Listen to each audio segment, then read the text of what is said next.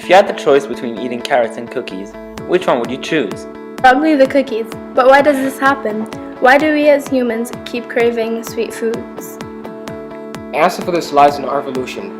Years ago, high-calorie food was highly demanded, but very scarce. Therefore, it took some time for our ancestors to find foods with a lot of sugar.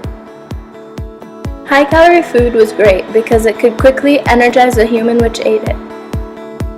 So, when someone went out to get food and was actually able to find a sweet fruit, for example, the brain rewarded them with lots of feel-good hormones like serotonin or dopamine, and therefore made them want to have that type of food again.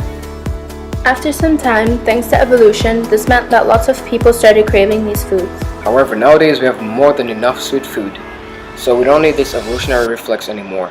But it's not so easy to undo evolution. So nowadays, we get sweet food cravings out of nowhere because there are often times where we may not be fully energized, and therefore, our body tries to get us to eat something calorie-dense to help us regain lost energy.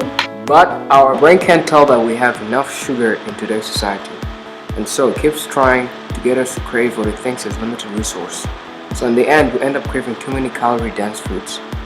So remember, next time you feel like you need to eat 20 cookies to be able to satisfy your urge for sugar, it's just evolution getting the best out of you. But it wouldn't hurt to eat a small snack. Your body is probably trying to tell you something.